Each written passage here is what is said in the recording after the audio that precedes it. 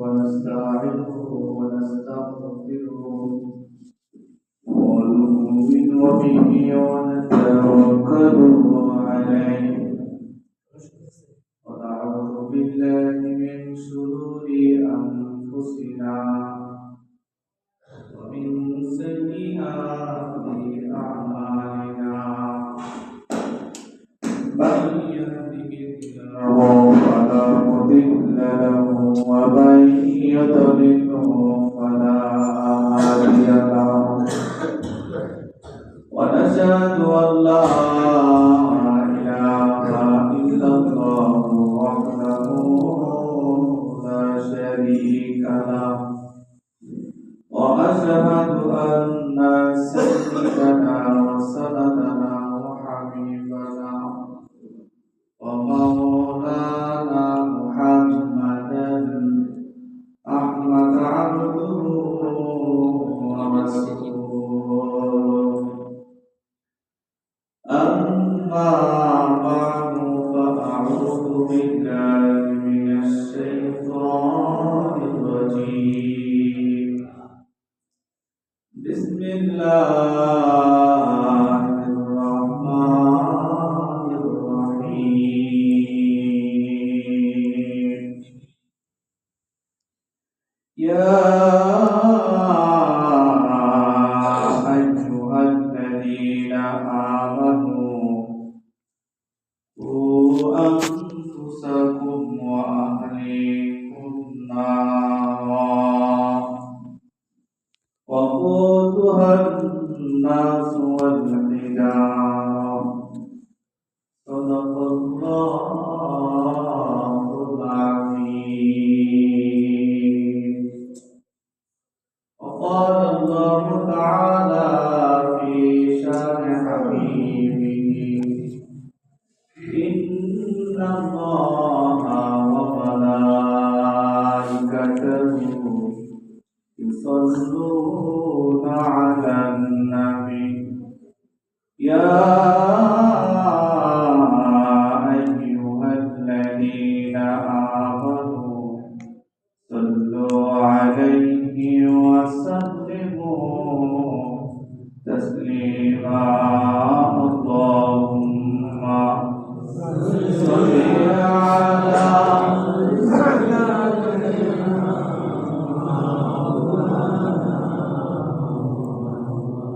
وعلى آله سيدنا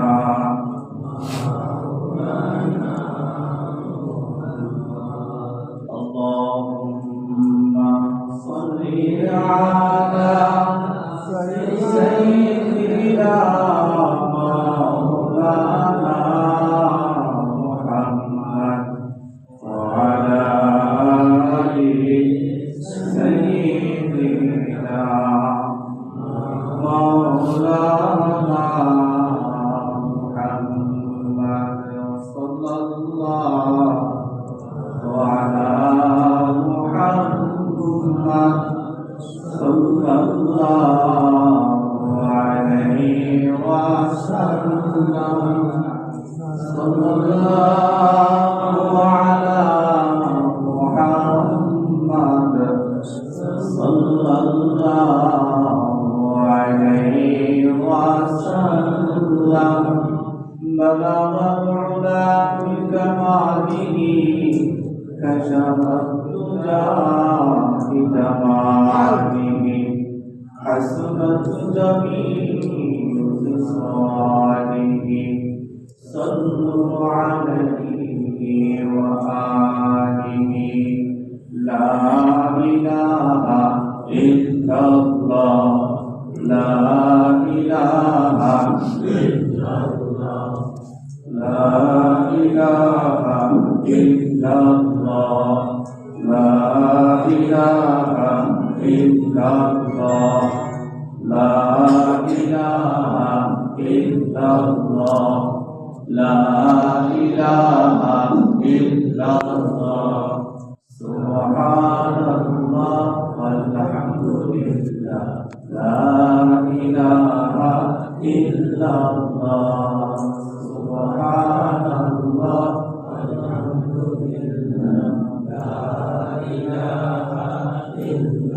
লা ইলাহা ইল্লাল্লাহ মুহাম্মাদুর রাসূলুল্লাহ।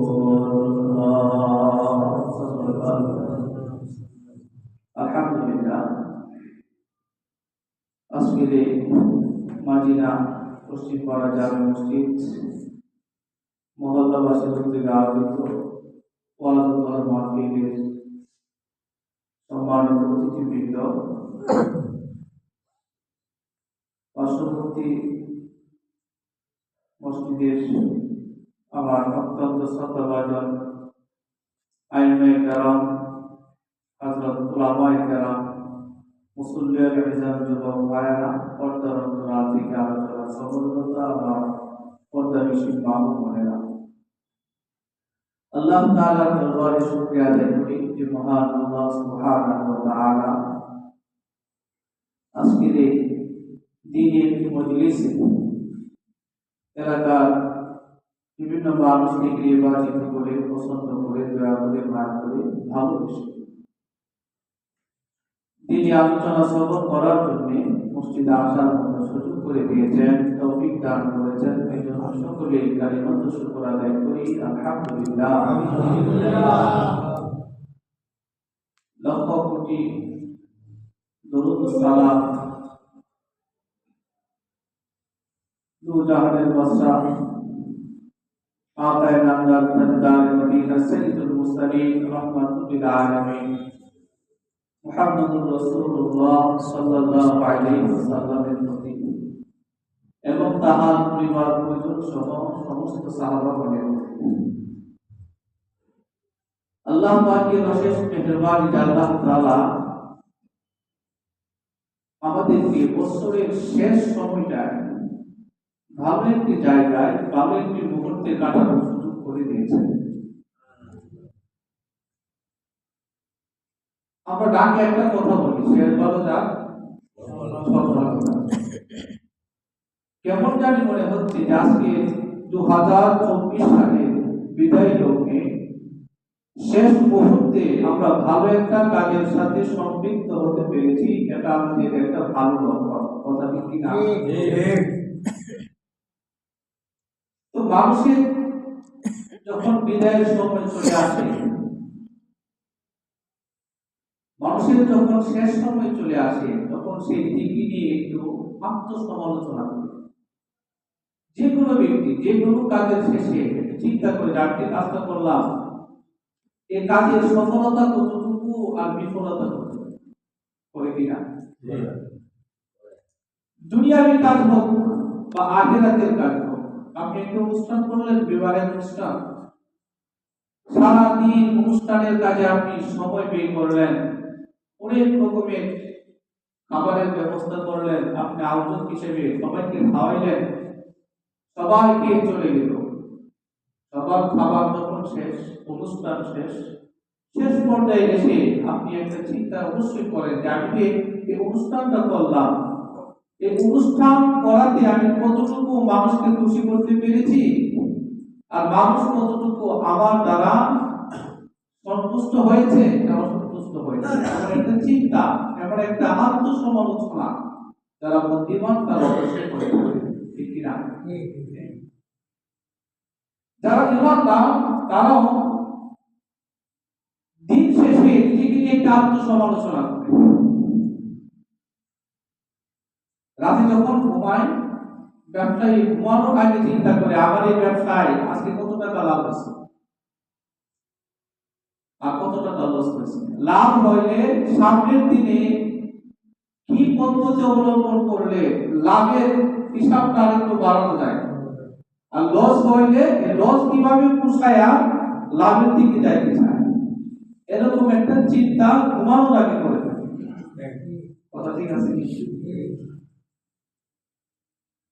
রব্বুল আলামিন বলেন, ইয়া আইয়ুহাল্লাযীনা আমানুত্তাকুল্লাহ ওয়াল তানজুর নাফসুম মা কদ্দামাত লিগাদ। পৃথিবীর সমস্ত ঈমানদার যারা আল্লাহতে বিশ্বাসী যারা, রাসূলকে যারা মানেন, আল্লাহ তাআলাকে যারা মানেন, তারা তাওহীদবাদী, তারা তাওহীদে বিশ্বাসী, রিসালাতে বিশ্বাসী। আল্লাহ তাআলার প্রতি যারা ঈমান এনেছেন তাদেরকে সম্বোধন করে ডাক দিয়েছেন কে? আল্লাহ। আরেক দুজনে কোন কে? আল্লাহ।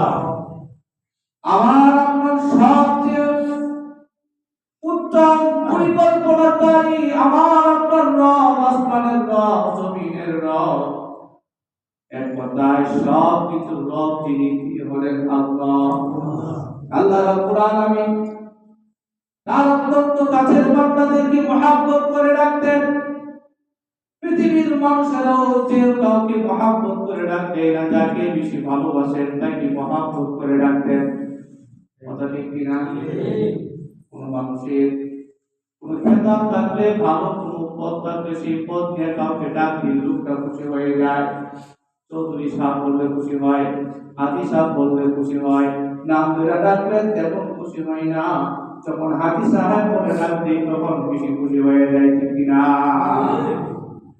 রব্বুল আলামিন মানুষদেরকে ডাকছেন, ইয়া আইয়ুহাল্লাযীনা আমানু, হে আমার বান্দারা, যারা আমার পরিবার এনেছো, তোমরা ভালো করে খেয়াল করো, ভালো করে শোনো। ইত্তাকুল্লাহ, তোমরা ভয় করো আল্লাহকে। যখন কাকে? আল্লাহকে ভয় করো, আল্লাহকে ভয় করো। এই বান্দারা আল্লাহকে ভয় করো। ওয়াল তানজুর নাফসুম মা কদ্দামাত লিগাদ, আর একটু খেয়াল করো, তোমাকে যে আমি জীবন দিলাম, জীবন নামক হায়াত দিলাম, এই জীবনে তোমরা আগামী দিনের জন্য কি পাঠাইছো এটা নিয়ে একটু চিন্তা বিবেক করো। ওয়াল তানজুর নাফসুম মা কদ্দামাত লিগাদ, নিজেকে নিয়ে একটু গবেষণা করো, চিন্তা করো, নিজেকে একটু জিজ্ঞাসা করো যে এই দুনিয়ার পরে যে আরেকটা জায়গা আছে, ইহকাল এবং পরকাল। ইহকালের পরে যে পরকাল আছে, ওই দিনের জন্য তুমি কি পাঠাইছো একটু চিন্তা করো। কে বলছে? আল্লাহ। আমাদের কোন কে বলছে? আল্লাহ। রব্বুল আলামিন বলতে বলতাম নাফসুম মা কদ্দামাত লিগাদ, আগামী দিনের জন্য তুমি কি পাঠাইছো, কি জমা রাখছো, একটু চিন্তা বিবেক করে একটু গবেষণা করো, তাহলে তুমি তোমার নিজের জীবনের হিসাব পেয়ে যাবে। সম্মানিত হাজিরিন, দুনিয়ার এই সামান্যতম জীবনে কোন মানুষ 60 বছর দুনিয়ার জীবন যাপন করে, কেউ কেউ সর্বোচ্চ 100 বছর। আবার এখন মানুষের কাল কম। ইদানিং মানুষগুলো দুনিয়া থেকে বিদায় হয়ে যাচ্ছে যারা, তাদের বয়স 30 থেকে 40। অধিকাংশ যুবকদের মৃত্যুর খবর ইদানিং খুব পাই, তাদের বয়স 30 থেকে 40। এই সময়কার মানুষগুলো ইদানিং খুব মৃত্যু হচ্ছে। দুনিয়ার এই ক্ষণস্থায়ী জীবনে একটু স্বাচ্ছন্দ্য জীবন যাপন করার জন্য, নিজের ভবিষ্যৎ জীবন যেন একটু সুন্দরভাবে কাটাইতে পারে, ছেলের ভবিষ্যৎ যেন সুন্দর হয়, মেয়েকে যেন ভালো একটা জায়গায় পাত্রস্থ করতে পারে, নাতিনার কথা যেন বলে আমার দাদা একটা কাজ করে গেছে, এরকম চিন্তা বিক্রি করে আমরা অনেকে ভবিষ্যতের জন্য ব্যাংকে টাকা জমাই করি কিনা? ডিপিএস করে 10 বছরের জন্য, 15 বছরের জন্য। আমার আল্লাহ বলেন, দুনিয়ার ভবিষ্যতের জন্য তুমি ডিপিএস করেছো, দুনিয়ার ভবিষ্যতের উন্নতির জন্য টাকা পয়সা অর্থ সম্পদ জমাইছো।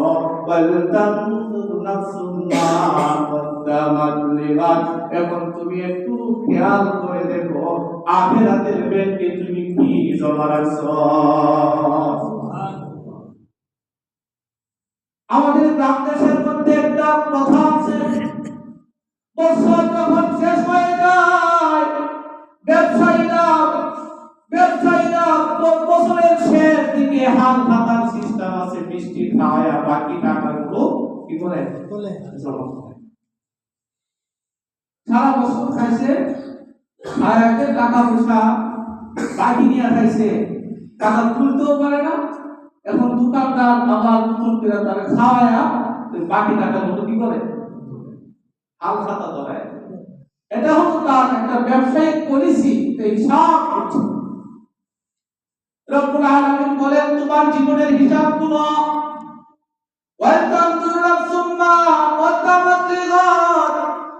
তোমার নিজের জীবনের হিসাব করে দেখো, হিসাব পেয়ে যাবে। আল্লাহ রাসূল বলছেন হাসিবু, তোমরা হিসাব করো নিজের জীবনের, অবলান তুহাসাবু, তোমার থেকে হিসাব নেওয়ার আগে তুমি নিজে নিজে হিসাব করো তোমার জীবনের সফলতা কতটুকু আর ব্যর্থতা কতটুকু। বছরটা একটা চলে গেছে, কি বলেন? আজকে যে পত্রিকা বাইরেছে, আগামীকাল যে পত্রিকা আসবে, দেখবেন সেখানে একটা লেখা থাকবে 2024 কি ঘটছে, কতজন মারা গেছে, কতজন সেলিব্রিটি মরছে, কতজন আলেম ওলামা মরছে, কতজন রাজনীতিবিদ মরছে, এই 2024 সালে কি হারাইলাম, সফলতা কি ব্যর্থতা কি, এরকম একটা রিপোর্ট আগামীকাল দেখবেন পত্রিকা আসছে। একটা বছর চলে গেল, আমার জীবনে এই একটা বছর আমি কি করলাম, এই হিসাবটা যদি কোনো মুসলমান করে, তাহলে মুসলমানের মগজের মধ্যে ঢোল বাজনা বাজায়া আতশবাজি কইরা এই বর্ষ উদযাপন করবে। কথা ঠিক কি না? আল্লাহ রাসূল বলছেন তুমি যদি সকাল পাও, বিকালের আশা করো না যে বিকাল বেলা তুমি পাবে, এরকম আশা তুমি করো না। কাজে সকালকে মূল্যায়ন করো। আবার যদি তুমি সন্ধ্যা পাও, সকালের আশা তুমি করো না যে সকালে এই কাজটা করবো, সন্ধ্যাকালে যে কাজটা করা দরকার সেই কাজটা তুমি করে ফেলো।